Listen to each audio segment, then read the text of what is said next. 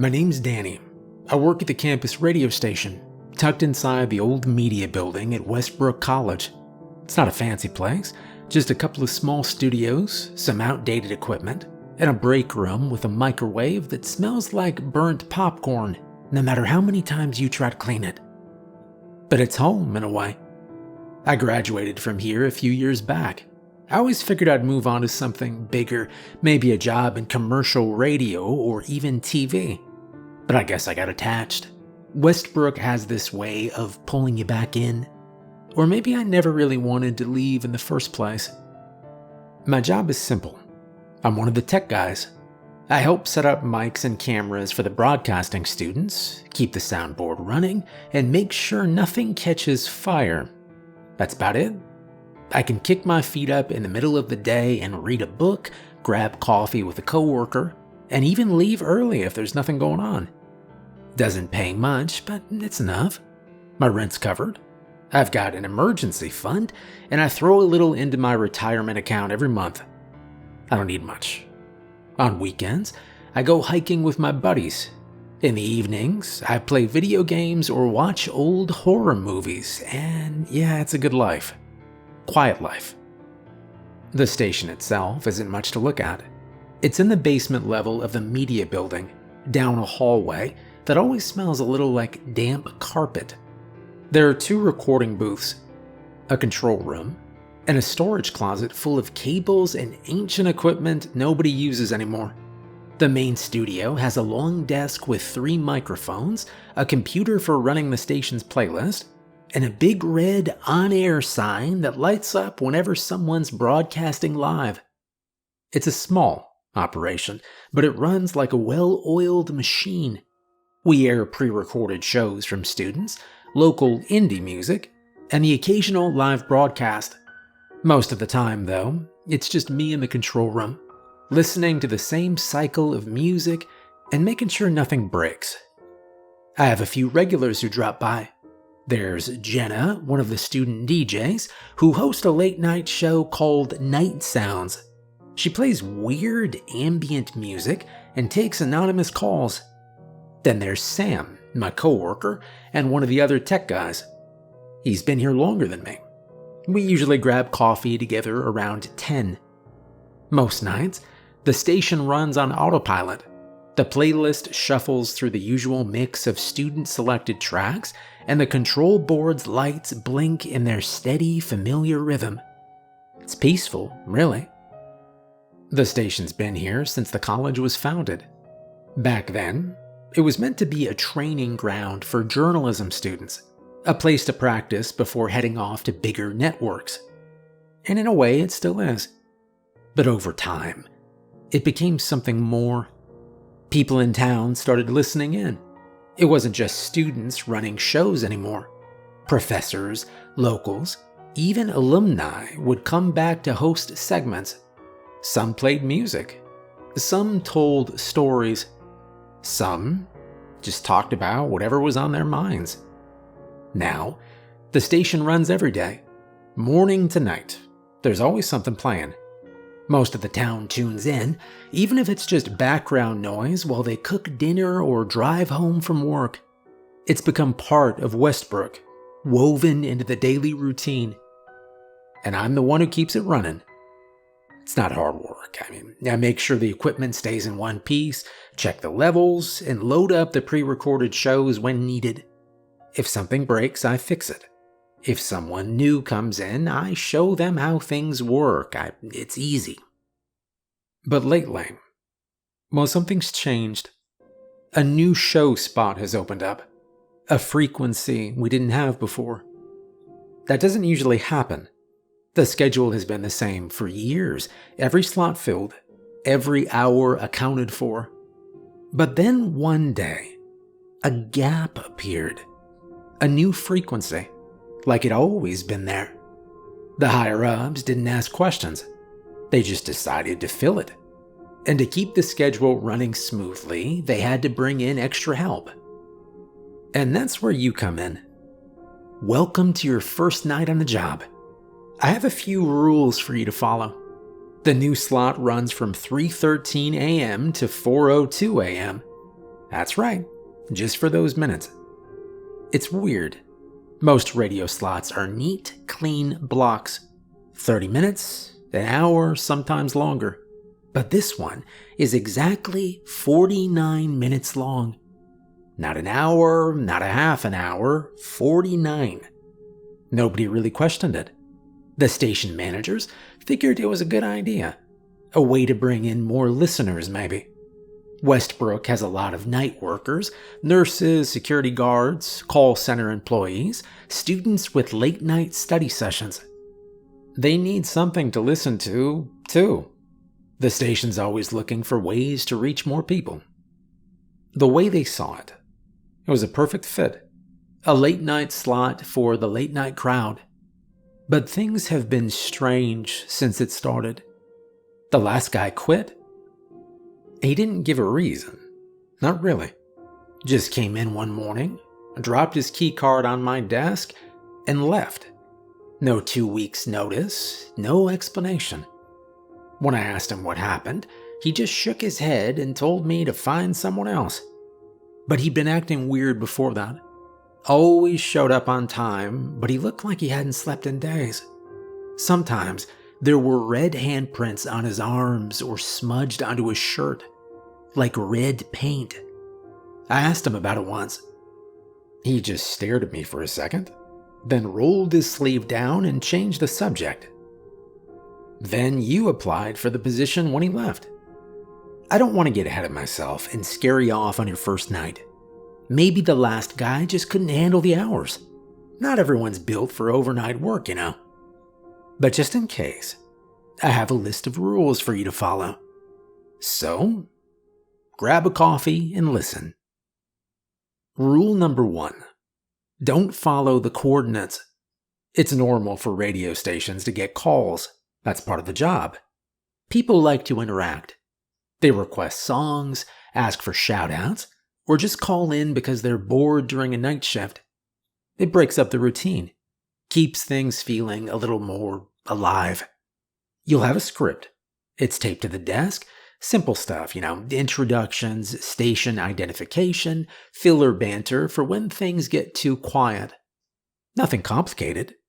You take the calls, read off whatever the station managers want you to read, keep things running smoothly. But sometimes, a particular call comes in. It's not on the request line. It's not from a regular listener. It's an old man. He reads off a set of random numbers that don't make sense to anybody listening. 41498169. Then he hangs up. The numbers change every time. No one's ever gotten the same set twice. At first, the DJs treated it like a prank. They'd laugh it off, maybe make a joke about winning the lottery or guessing someone's birthday. They'd drop the call and move on with the show. No big deal. But the calls didn't stop. Every night, like clockwork, they came in. The same voice, the same slow delivery, a new set of numbers every time. The managers tried blocking the number, but it didn't matter. The calls always got through. I got curious, and I started digging. At first, I just wanted to see if there was a pattern. Maybe the numbers repeated. Maybe it was some elaborate prank by a bored student with too much time on their hands. So I started writing them down. 4236, 7105, 3405, 1182. Every time the call came in, I'd jot the numbers down in a notebook I kept under the desk. At first it felt pointless. Just a habit. Something to do to make the weirdness seem a little less weird. The managers told me to ignore the calls. Just drop them, they said. It's nothing. But it didn't feel like nothing. After a while, I had pages of numbers. Pages of something I didn't understand.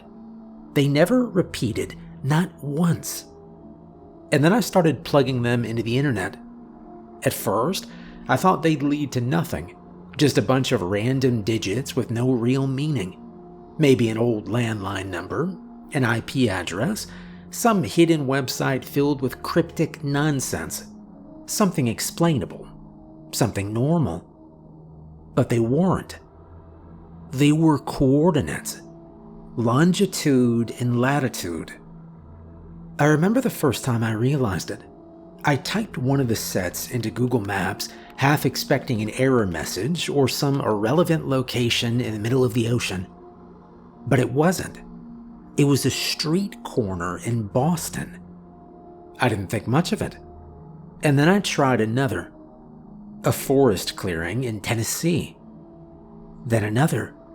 A bridge in London. I kept going, clicking, searching. Each one led somewhere specific. A real place. And then I started seeing the news articles. Each coordinate lined up with a missing persons case. Different time periods. Different parts of the world. Some from decades ago. Some recent. Some well-known. Others just a footnote in old police reports. But all unsolved. All people who had vanished without a trace. I thought it had to be a coincidence. I mean, it had to be, right? But the more I looked, the worse it got. A set of numbers from last week pointed to a rest stop off a highway in Nevada. A woman disappeared there 3 months ago. Another led to an abandoned gas station in Portland where a man was last seen in 1987. Another to a beach in Florida, a kid gone missing in 2004. Dozens of them, maybe more. That's when I found the latest set of coordinates. At first, it didn't seem any different from the others. Just another string of numbers, another pin on the map. But when I looked up, there was nothing. No news articles, no old reports, no case files buried in the back of some archive. Just a location. It led to an abandoned gas station off a Texas highway, a few miles from here. And that was the first time I hesitated. Every other coordinate had a story behind it. A name, a face, a brief summary of someone who disappeared. This one had nothing. Just a spot on the map. But by now, I understood the pattern. I knew what it meant. Someone had gone missing there. They just hadn't been reported yet. I told myself to forget about it. Then the next night, the station ran a national missing persons report. We aired those sometimes, part of an effort to spread awareness, keep the public informed. The anchors read off the details like they always did. Name, description, last known location. She was a college student, driving through Texas on her way to meet friends in the next city over for spring break. She stopped at a local diner named Jerry's, then got back on the road. That was the last time anyone saw her. She never made it to her destination. Her last known location, the coordinates I'd plugged in the night before. I stared at the screen, barely listening as they moved on to the next story. My mind was stuck on the numbers, on the voice reading them out over the phone. The slow, deliberate way he spoke. He'd given me her last known location before the news even broke, before the police had even made it public. That was the night I stopped looking. I closed the notebook, put it in the back of my desk drawer, told myself I was done. So follow my advice. Don't ever follow the coordinates.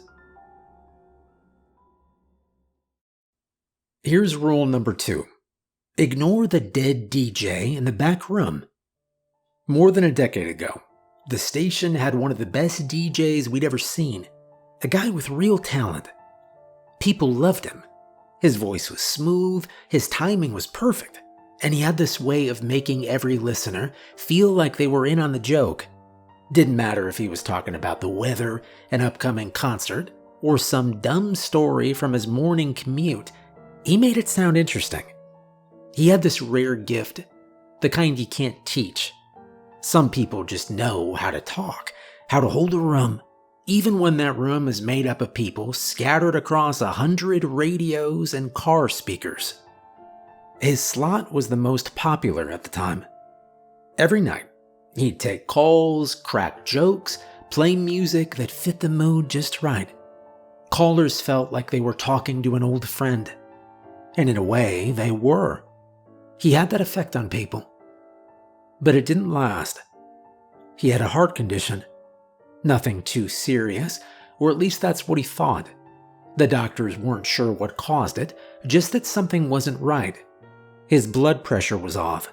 His heart rhythm was irregular. He went on medication, kept an eye on his health, but he didn't slow down. Then one night it happened. He was on air, right in the middle of a sentence. One moment, he was laughing at something a caller said.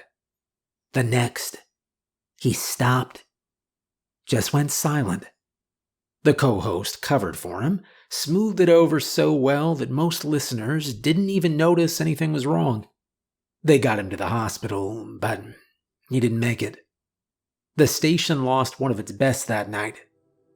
The thing is, though, he never left. The back rooms are where we keep all the old equipment and props. It's a mess back there. Rows of metal shelves stacked with cardboard boxes full of forgotten things. Costumes that smell like mothballs, cameras past their prime, stage lights missing bulbs, tangled piles of wires that connect to who knows what. It's a graveyard for things the station doesn't use anymore but refuses to throw away. It's also where the dead DJ hangs out. Now, before you get any ideas, he doesn't look dead. He's not some zombified corpse, not a rotting thing crawling out of the walls. If you saw him, you'd think he was just another guy working late. Except he's not. You'll know it's him by the red jacket. That's the one thing that never changes. No matter when or where you see him, he's always wearing that same red jacket, the one he wore the night he died.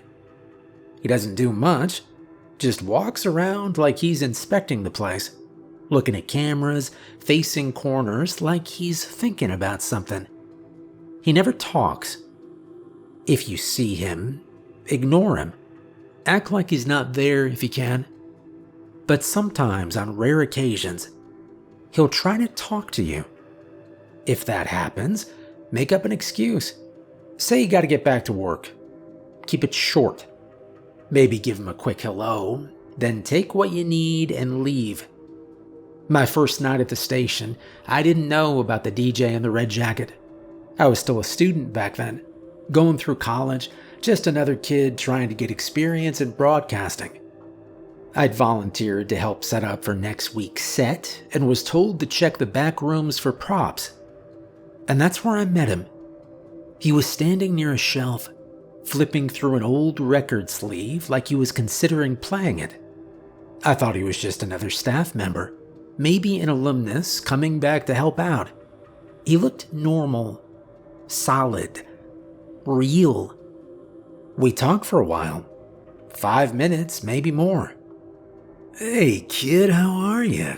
How you doing? You look new around here, huh? It's your first night? Yeah, that's good. How you doing? How are things? You got a girlfriend? What? You look like you have a wife, huh? I know how it is. He had this easy way of speaking, like someone who'd spent years behind a microphone. We talked about music, old records, the way vinyl had a warmth to it that digital sound would never match. Hey, let me ask you something, he said. Now, what kind of music do you love? I told him classic rock. Classic rock. I knew you had good taste. Classic rock. That is the right answer, my friend. We laughed, finished talking, and I didn't think anything of it. Then my friend called me from the hall. I glanced away for just a second, told him I'd be right back, and when I turned around, he was gone. I still remember that conversation like it happened yesterday. Every word of it. The way he nodded when I talked, the way he held that record in his hands. I didn't know I'd been speaking to a dead man until later. Now, when I see him, I wave. I give him a nod if he's facing me, but I don't stop for conversation. He's not violent, never has been, but it's best not to take chances. My dad once told me that the dead like to linger when they have unfinished business. They cling to the places that mattered most to them, roaming around, searching for answers to questions they never got to ask. Some pass on their own, others need help, and some just stay, stuck between here and whatever comes next. The station managers tried to deal with him once. He popped up one night and scared the hell out of the owner's girlfriend. So they hired a guy named Sam Carver. Not a priest, not the kind of person you'd expect to perform an exorcism. Just an old man who looked like Clint Eastwood and carried himself like he'd seen too much. He walked into the back rooms, stood there for a long time, and just started talking. Not chanting, not praying. Just talking, like he was catching up with an old neighbor. He stayed for about an hour. When he came back out, he shrugged and told us some souls aren't ready. Then he left. Didn't even charge a fee. After that, the ghost became quieter. We saw him less and less. Maybe he's finally starting to move on. Maybe not. Either way, if you ever run into him, just leave him be. Let him have his peace. Some people don't know they're dead. Alright, rule number 3. Always take the dead calls. Part of being a good DJ is knowing how to take calls and keep them going. We've already covered that. Some DJs are great at it. Natural entertainers who can turn even the most awkward caller into good radio. Like the great Art Bell. Some are mediocre, stumbling through conversations, letting dead air stretch too long. If you're worried about fumbling, don't be. There's a script taped to the desk. Just follow it. I recommend drinking a Red Bull before your slot. You don't want to fall asleep on the mic. But there's something strange you should know about the calls you get. Something besides the numbers. The station calls them dead calls, and you must always pick up. It started years ago, back when the station first experimented with horror programming. It was supposed to be a one-time Halloween special. The idea was simple. Listeners would call in and share their scariest stories live on air.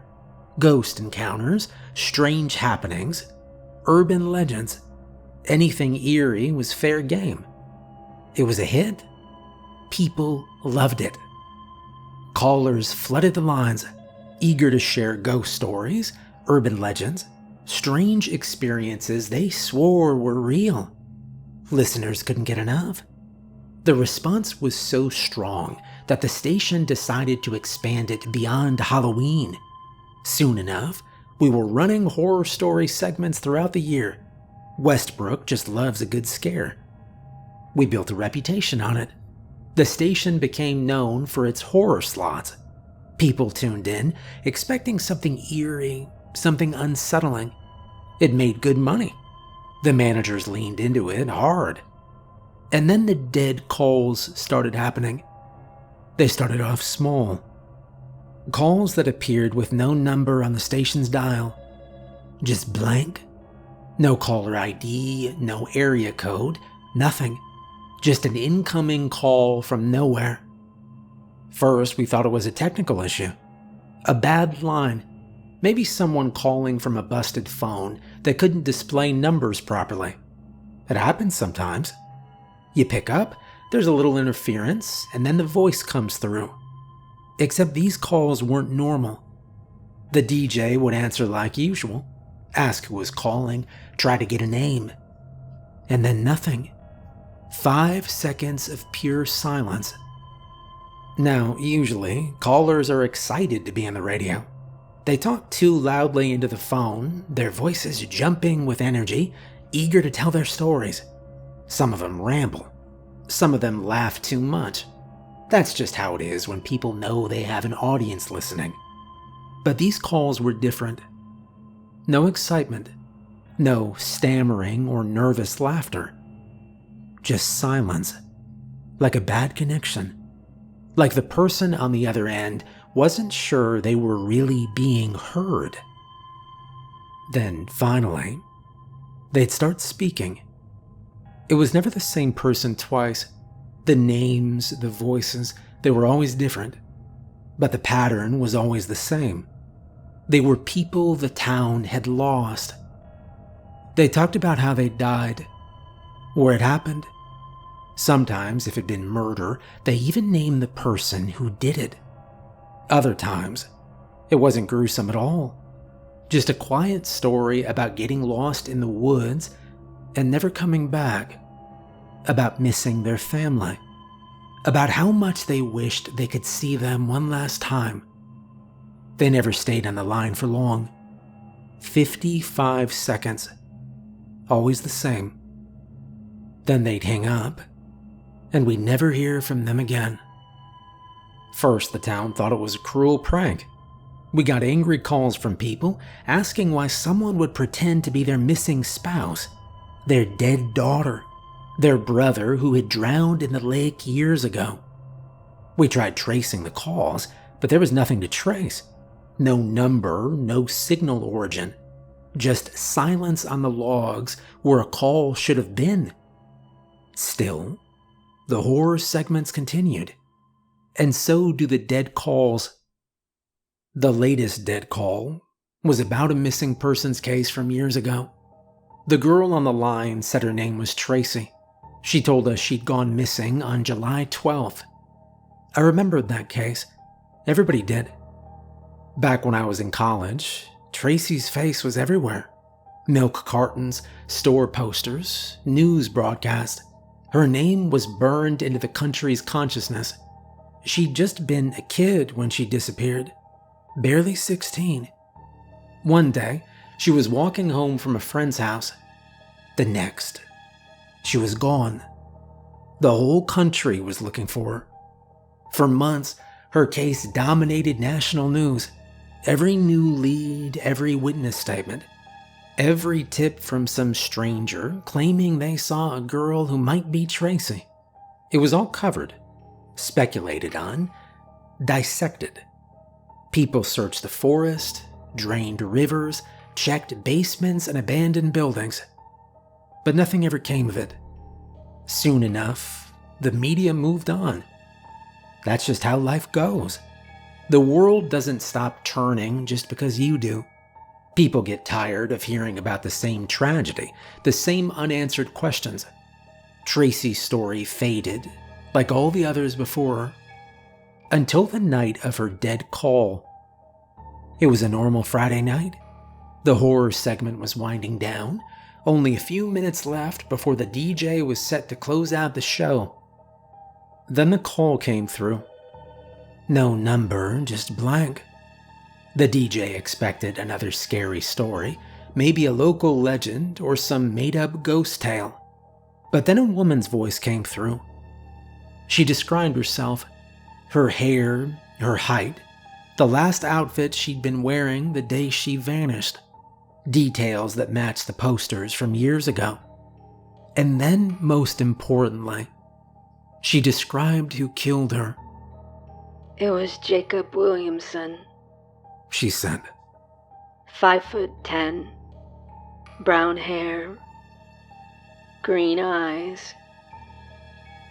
That was the night the station became part of a police investigation. Everything changed after that call. The recording was pulled and analyzed.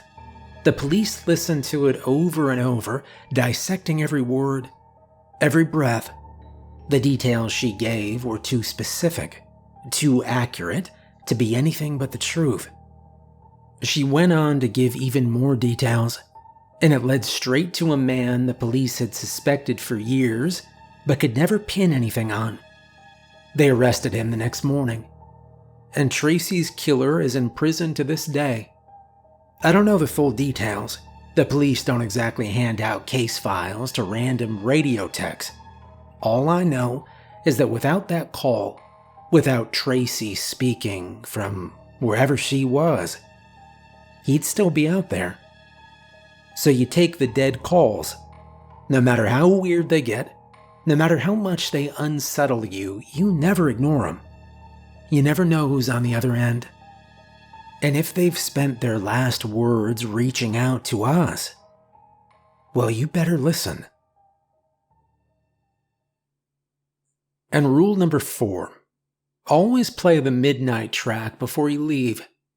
People call it the midnight track, even when it's played at different times of the day. The name just stuck. Maybe because it feels like something that belongs to the late hours, something meant for empty streets and quiet rooms. It's an old track. Nobody really knows where it came from. It's just always been part of the station. No artist credited, no official recording, just a simple piece of music stored on an unlabeled vinyl tucked away in the archives. It sounds like gospel, but not quite. It's soothing, if you're into that kind of thing. But I've always found it, well, cleansing. That's a weird way to put it, I know, but it's the only way I can describe it.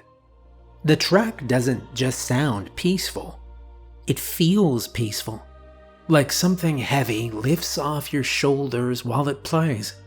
Like the air settles in a way you didn't realize was off before.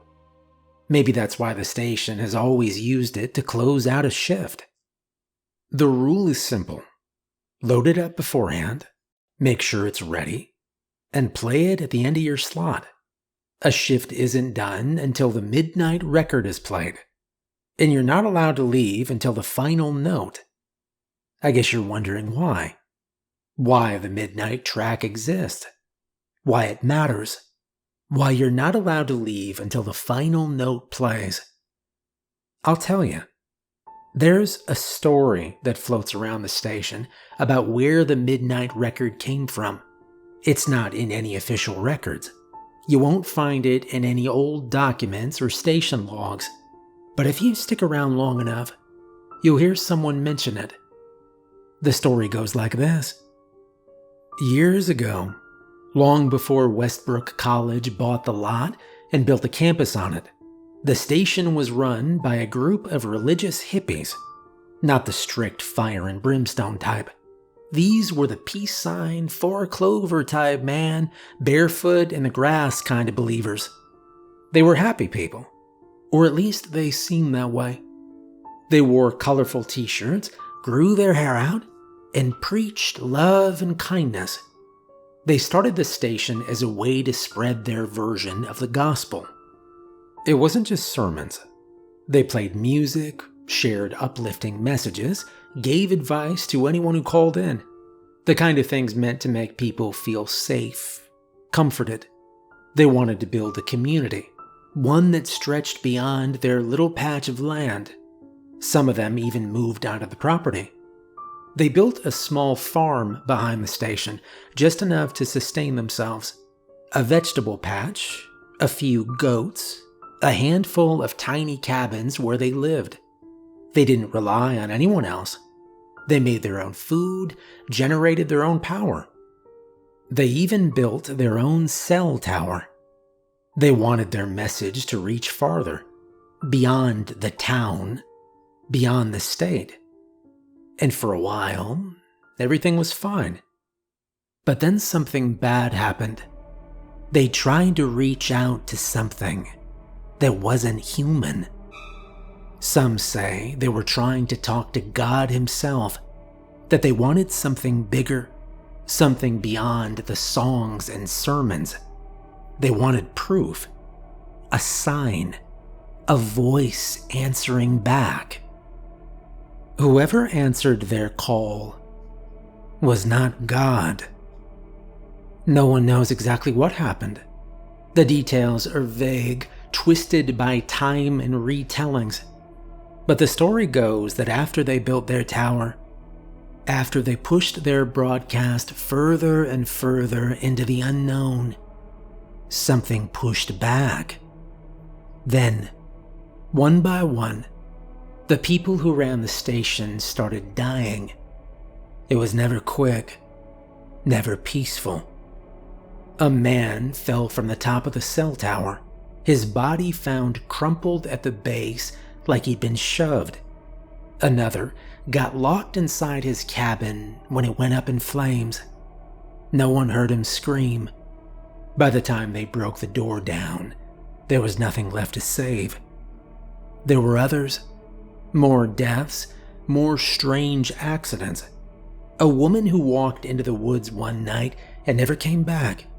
A man who drowned in a shallow pond behind the farm, even though he'd been a strong swimmer. One by one, they disappeared until there was no one left to run the station. Eventually, the land was sold. The buildings were torn down, the farm wiped away. Westbrook College bought the lot, refurbished the radio station, and turned it into what it is today. But the past didn't just vanish. The first people who walked through those doors found things left behind. Old albums filled with photos. Some of them were normal, pictures of smiling faces, people laughing, hugging, singing together in front of a microphone. But as they flipped through the pages, the photos changed. There were pictures of how those hippies died, but always out of frame. A broken arm here, a leg there, then blood seeping into the carpet. Finally, a picture of a goat staring right into the camera, its red eyes looking straight at you. At least that's what the alumni say. But the strangest thing wasn't the photos. It was the set of rules left on the table, taped onto it in plain view, as if someone had been desperate to make sure they were followed. The most important rule was circled in red ink. Always play the midnight record. Somebody had left a note alongside the rules. The paper was old, yellowed at the edges, but the words were clear.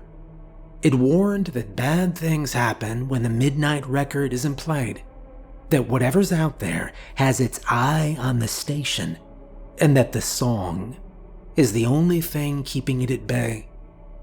At the bottom, one sentence was underlined twice before the note ended.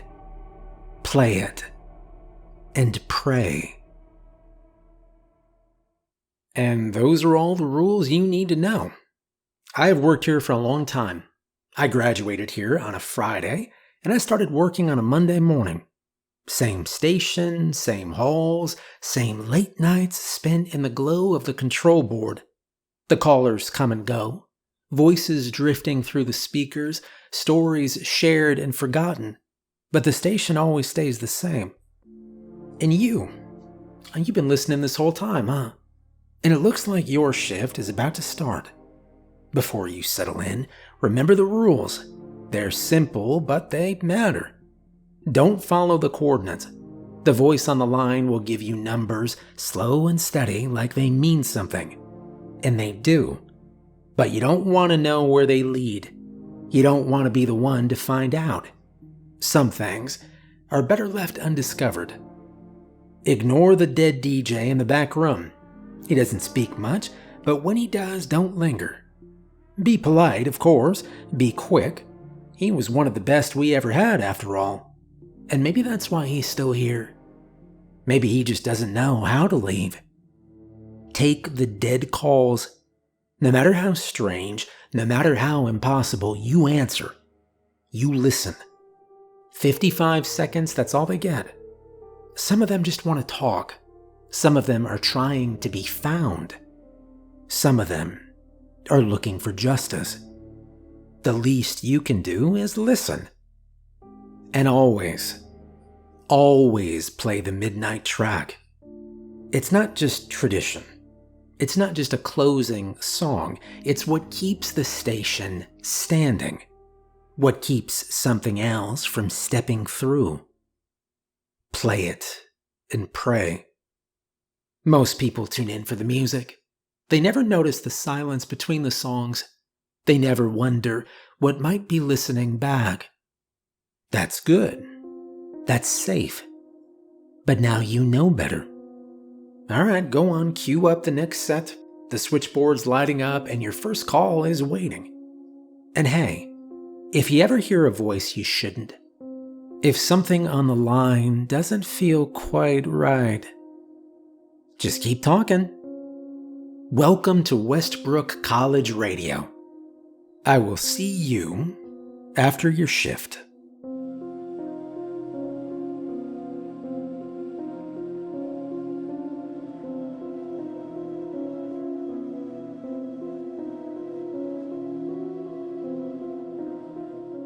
Hey, I'm Steve and I help write this story, and it is part of a much bigger world we're building. I just want to say thank you for all the encouragement. It's been really fun to be writing again. If you like scary true stories, check out our second channel, Lighthouse, where I'm on camera and I tell and react to scary true stories all the time. Thank you for watching. I hope you enjoyed this video, and I will see you tomorrow night.